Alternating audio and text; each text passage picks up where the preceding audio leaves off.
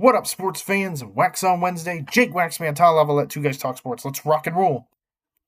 To start things off, I want to give credit to my man Tyler Lavalette, who broke this news to me yesterday, and I want to give some credit to the Detroit News as well for the information I am going to discuss, which revolves around Jaden Ivey. That's right. So Tyler Lavalette, he informed me yesterday that Jaden Ivey has been traded to the Chicago Bulls in what looks to be a three-way trade. So let me quote this to you, and credit to the Detroit News for this. So Ivey is part of a deal that lands the Pistons guard Kevin Huerter for Dario Saric and a 2026 first-round protected swap from the Minnesota Timberwolves. So it's a trade between the Pistons, Bulls, and the Timberwolves. Joining Ivey with the Bulls is veteran point guard Mike Conley Jr., who was sent by the Timberwolves. So that's the details of the trade. But the big thing, of course, is Jaden Ivey. He is no longer going to be with the Detroit Pistons. He is going to be with the Chicago Bulls now. He's going from the Motor City to the Windy City. So here's the thing. I've always liked Jaden Ivey. Always been a big fan of Jaden Ivey. And now, before I go any further, I'll confess, I'm not the biggest NBA fan. I don't watch it a lot. I do keep up with Purdue Boilermakers, such as Jaden Ivey and Zach Edey. I keep tabs on how they're doing, because I'm more of a Purdue basketball fan, if anything, in terms of basketball, if you want to call it that.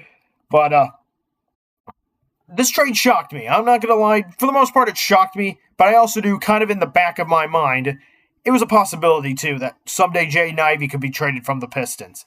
His career started off really well with Detroit, not only just being a lottery pick, but also he was averaging 14 points a game in his first two seasons with the Pistons.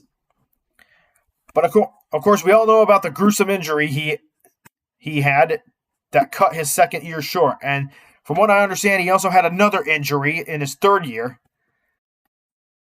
And these injuries seemed to have taken a toll on Jaden Ivey. He hasn't really been the same player since before the first injury. And the last time I really watched the Pistons, which was actually admittedly last year, I noticed Ivey wasn't playing a whole lot of minutes, or he wasn't even playing starter minutes from what I could best make out. And so it sounds like to me, Jaden Ivey, talented guy, got a lot of explosiveness in his game, and of course a lot of passion for the game and heart. Seemed great dude. Unfortunately, the injuries have taken their toll, and he just hasn't been the same player since that massive injury to end his second year. So I'm hopeful with this trade to the Chicago Bulls that he can regain the potential that he had in Detroit. He never really got back to starting for the Pistons, and I think he never really got back to that role that he had to begin with when he had his first season with the Detroit Pistons. So on one hand, okay, you could say it's kind of a relief, but because he's not playing for the Pistons anymore, and you guys know I'm not a Detroit sports fan. I just like Jaden Ivey when it comes to the Pistons, but now he's playing for the Bulls now. So there's that. But I just hope this is a move that helps him rediscover what he had in Detroit, that helps him. And it may be that Jaden Ivey, okay, so maybe he hasn't been the same since his injuries, but he's still he could also still be recovering from them. And hopefully a change in scenery helps rejuvenates him and gives him the opportunity to start anew and rediscover the player and get back to being the player he once was when he first started his NBA career with Detroit. That's what I'm hoping for Jaden Ivey, because hard worker, talented guy, has a lot of potential in his game. And perhaps this trade is what Jaden Ivey needs to get back on track, because his career hasn't been the same since those injuries. And sometimes injuries, they can take a toll on anyone. Some players can come back really fast from injuries. Others players, they're never the same after massive injuries. I'm hoping that these injuries have only slowed Jaden's progress to getting back to what the player he was in his rookie season, and not necessarily. I'm hopeful that it hasn't killed his career, if you get what I'm saying. So Jaden Ivey, good luck with the Chicago Bulls, man. Just keep on doing what you're doing. I believe you'll get back to where you were. Just keep going, man. All right, speaking of basketball, we'll shift our gears to college hoops. All right, our little Big Ten hoops talk. It's February. Only a couple weeks from now, I think less than 6 weeks from now, we're going to have a bracket for the NCAA tournament. And it's going to be an interesting postseason. But before then, it's February now. And the focus, everyone in the Big Ten, they're going to be jostling for position. Everyone's going to be playing hard. You got to be at your best in February because everybody is going to give you your best shot. Because everybody is trying to do whatever it takes to give themselves the best chance possible to make the NCAA tournament. Plenty of teams out there in the Big Ten in the mix. I'll focus a little bit on who's already in. So we know Michigan right now. Michigan's on top in the Big Ten. They look like the favorites to take the Big Ten right now.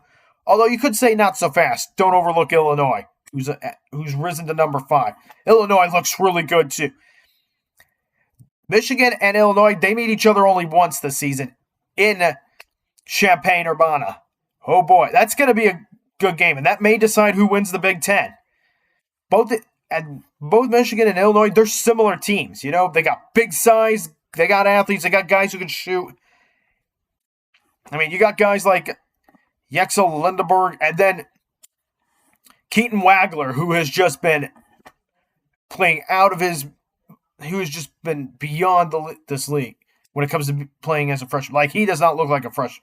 He is a freshman, but he's not playing like one. He's playing better than a freshman. That guy, he can play basketball. He might end up being a lottery pick, too, at the end of the season. But both Illinois and Michigan, they're similar in terms of their team structures. Both have the size, the athletic ability, and the shooting to beat each other.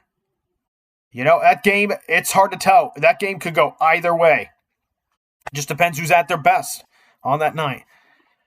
Then you got teams like Michigan State and Nebraska. Now, Nebraska, they were undefeated for a long time. They've been the big surprise of the Big Ten. They're easily going to make the NCAA tournament.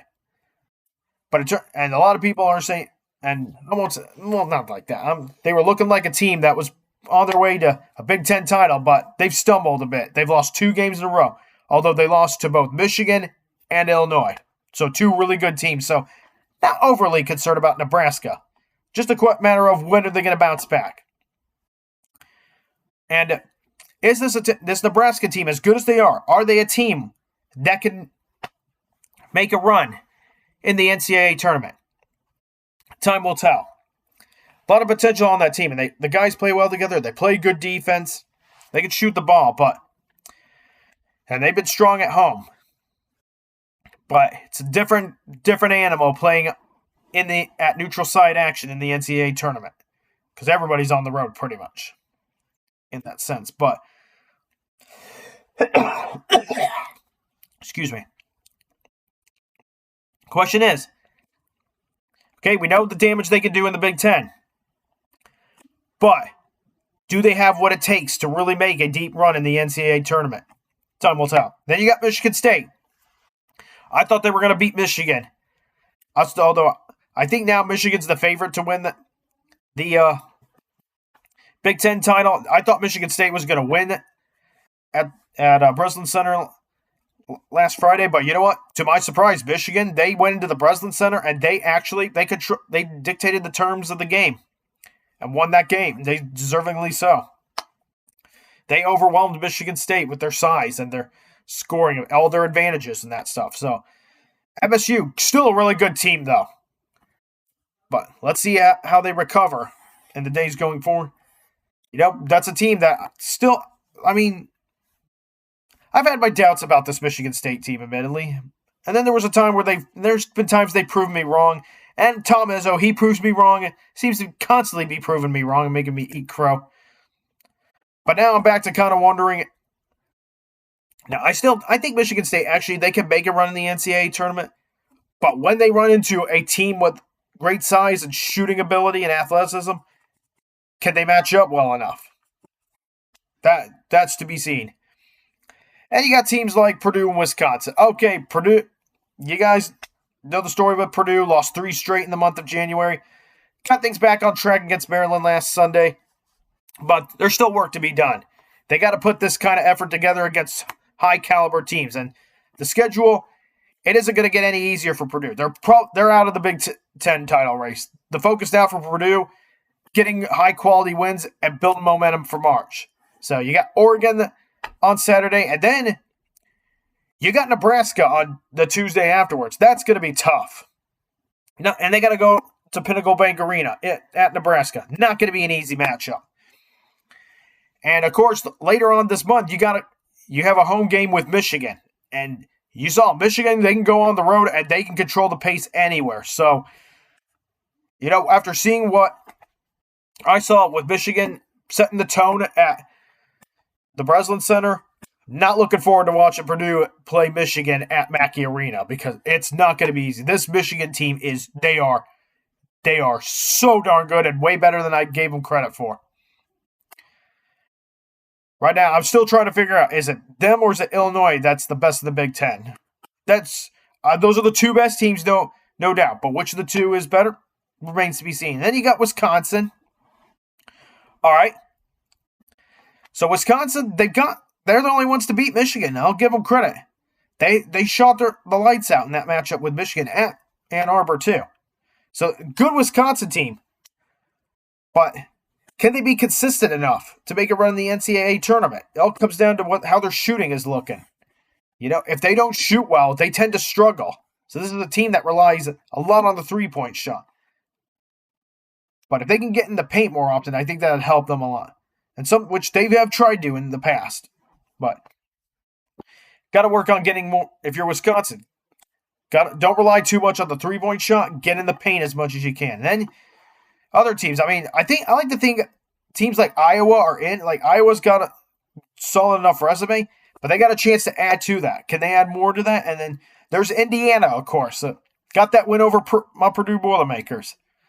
They followed it up with a solid win at UCLA, and then they lost at USC. And now Indiana finds themselves once again back on the bubble. Can they put it all together in February? We'll find out. My thoughts on currently how the Big Ten is looking, starting off in February and heading into March Madness, or closing in on March Madness, for lack of better words. On this day, all right, this is my third and final subject, and we're also going to say on this day, the 4th of February in the year 2007, the Indianapolis Colts and the Chicago Bears meet in Super Bowl XLI. And the outcome was, of course, the Colts winning 29-17 and getting their first Lombardi trophy. Peyton Manning gets a ring. Tony Dungy, a great head coach, he gets a ring. A lot of great players on that Colts team, and they all got a ring. I'll never forget that Super Bowl, especially my delusional belief that the Bears were going to win at all costs, no matter what. I thought Rex Grossman was a legit quarterback. I confess this. Boy, was I delusional. Bears ended up losing the game, and Rex Grossman threw a costly pick six in that game. But learned my lesson. Now, with that being said, you would think that loss is... Now, for the longest time, that loss stung, but that's one of my favorite Super Bowls of all time these days. Because, hey, I wish my Bears could have won, I'll admit that, but I'm happy Peyton Manning got a ring. And I'm happy the Indianapolis Colts got a ring. I like the city of Indianapolis, and it's great to see that they can reflect on a Super Bowl winning team 19 years later. Hard to believe it's been 19 years since Super Bowl 41. Crazy stuff. So I did a video once on kind of my experience with it, or how I felt throughout my emotions throughout the game. But now I'm going to tell you guys 3 things that get overlooked with this Super Bowl. 3 things about Super Bowl XLI that get overlooked. First thing, Chicago Bears fans, they like to just go, they ran about this Super Bowl. Like when they ran about the Super Bowl, they say, Rex Grossman screwed us, man. He threw 2 picks that game. He threw costly interceptions in that game. He lost us that game. It's all Sexy Rex's fault. And yes, Rex Grossman used to be called Sexy Rex, by the way. And I think he might still be called, I hope he's still called that to a sense, because it's kind of a compliment when you think about it. But here's the truth of it. Here's the thing. Rex Grossman, he definitely deserves blame for the way this game turned out. I mean, he did throw a pick six in the fourth quarter, and then he threw another interception. And that pick six, that terminated the competitive phase of the game. Because up to that point, the Bears were in the game until he threw that interception that led to a pick six, and then he threw another one afterwards. But the truth is, Grossman, he deserves some of the blame, but he doesn't deserve all the blame. It's not all his fault the Bears lost that game. The Bears lost as a team that night. That night in Miami, the Bears lost as a team. Okay? And what I mean is this. Defense deserves a lot of blame too. For as well as they played in the red zone in that game, you look at the stats. The great Chicago Bears, the 06 Bears defense, a great defense, by the way. In Super Bowl 41, they gave up 200 yards on the ground and 200 yards in the air. So, combined total 400 yards of offense, or over 400 yards of offense. So, 200. So they gave 200 yards rushing, and they gave up 200 yards passing. You know what? You give up over 400 total yards of offense, passing, and rushing combined, you're not going to win the Super Bowl. Great defenses don't give up that many yards. And this Bears defense, look, I don't blame them entirely. The offense did not help this defense at all. This defense was tired for a lot of the game because the offense could not stay on the field. But this defense, hey, 200. They gave up 200 yards, both passing and rushing. I mean, and the Colts, they really ran the ball down the Bears down the throats of the Bears defense. And I remember Reggie Wayne getting wide open on one play, the corners blew it. Two corners, Charles Tillman and I believe Daniel Manning. It was they both blew their assignments early in the first quarter. And Peyton Manning found Reggie Wayne wide open. Touchdown, Colts. So there's that. So defense, it was not the best game for the defense. Not all their fault, too. Just not their best game. They were bend but don't break in the red zone for the most part. But aside from that, so many yards of offense given up. But of course, the offense deserves its blame, too. And not just Rex, okay? The play calling could have been a lot better in that game. I mean, hey, Tony Dungy's a great coach, and he clearly outcoached Lovie Smith in that game. And also, the Bears couldn't run the football in that game. If you can't run the ball, you're not going to be able to dictate the terms of the game. It's as simple as that. So, play calling. So, it's a combination. It was a team loss. So, a combination of Bears defense giving up a lot of yards, offense not succumbing to bad play calling, and the lack of a running game. And the Bears that season offensively had prided themselves on running the ball. And they couldn't run the ball in this game.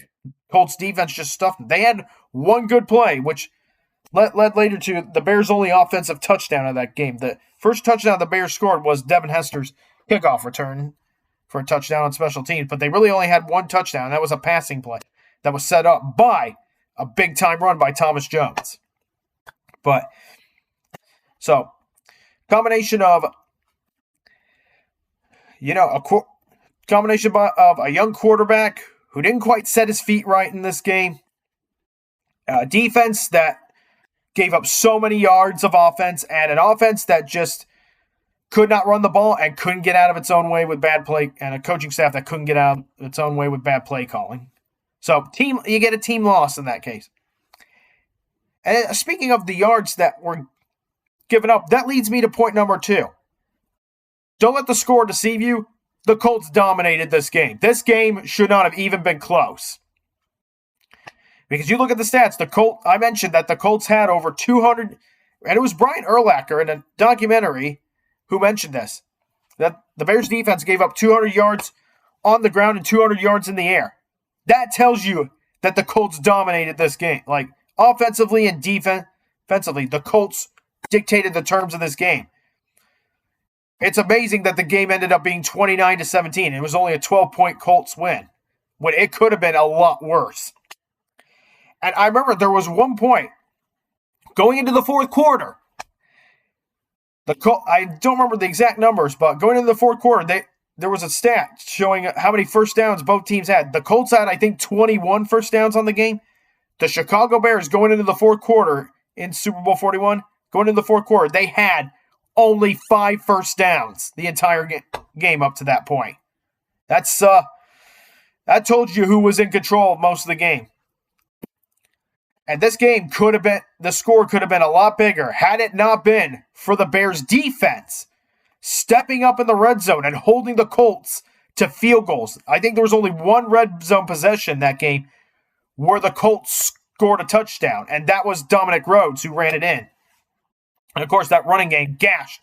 The Colts offense sliced and diced the Bears defense all game long, but in the red zone, for the most part, the Bears defense held stiff and held the Colts to field goals.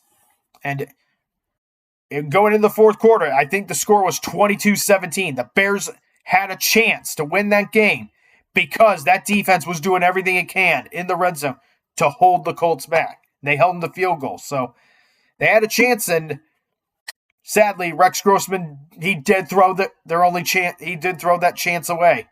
And once that interception happened, that was it. That was the ball game. Watching that game, I still held on to hope that the Bears could come back and win it, but deep down inside, I'm like, yeah, it's over. That was it. But when you look at the number of yards the Colts had on offense, and I mentioned the first downs both sides had going into the fourth quarter, that was evidence of how dominant this Colts team was in this Super Bowl. It was just that the Bears defense played hard in the red zone and held the Colts to field goals at crucial junctures. So that's a big reason why the score wasn't any bigger. So the Bears defense, they didn't have their best game, but that doesn't mean they didn't play hard. They played hard, just not their best game. And like I said, team effort, and they lost as a team.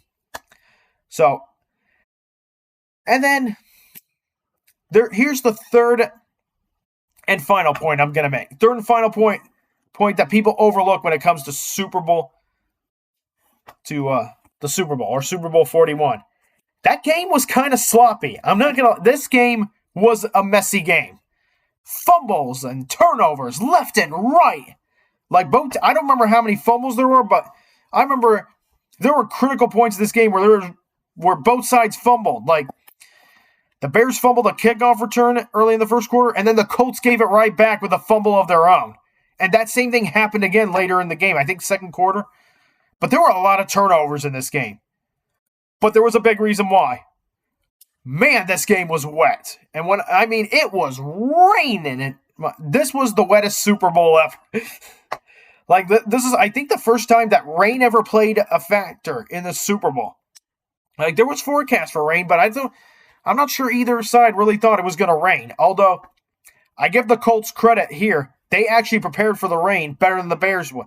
You would think that weather, because you got the Colts who are a dome team and the Bears who are an outdoor team, and you would have thought elements like this would favor the Bears since they played in a snowy NFC Championship game 2 weeks earlier. But that was not the case, and the Colts deserve credit because they prepared for this kind of game. They actually would, according to Jeff Saturday in a documentary about the 06 Colts, they actually dunked footballs in cold water and practiced using footballs that were super cold and super wet. That helped the Colts out a lot. I'm not sure the Bears actually did anything like this. But that Super Bowl, there was a lot of rain. And because of that, the football was slipping out of everyone's hand left and right. Because when you got a wet football, it's hard. And then when you got rain like this, it's hard to throw the football. Although there were plenty of throws in that game, but there was a lot more of a running attack as opposed to a passing attack. So,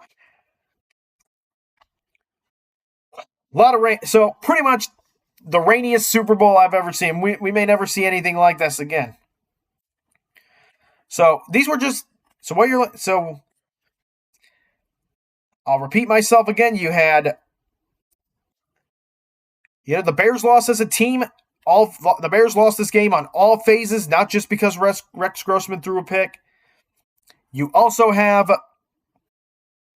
the Colts dominated this game statistically. The score just doesn't reflect it. And this Super Bowl was the rainiest one. And the result of it was absolute chaos and in the form of turnovers. And 2 other honorable mentions. You could make the case that Dominic Rhodes should have been the MVP of the Super Bowl and not Peyton Manning. Now, I'm happy Peyton Manning got it, and he played a good game, but Dominic Rhodes was incredible in this game, and he was a big reason why the Colts won, because he just absolutely pounded it down the Bears' defense. And then the other thing, this Super Bowl victory for the Colts, it changed a lot sports-wise in Indianapolis. All everybody wanted to talk about in Indianapolis was basketball. Now football is a big part of the sports culture in the city of Indianapolis. And they love their Colts, no matter how they're doing. All right, sports fans, that's all I got for this week's Waxon Wednesday. And there should be a Friday roundtable this week. Me and Tyler will see you on Friday. And thank you so much for all your support. Me and Tyler greatly appreciate it. And thank you for watching this week's Friday roundtable. This is Jake Waxman from Two Guys Talk Sports, wishing you all a good week.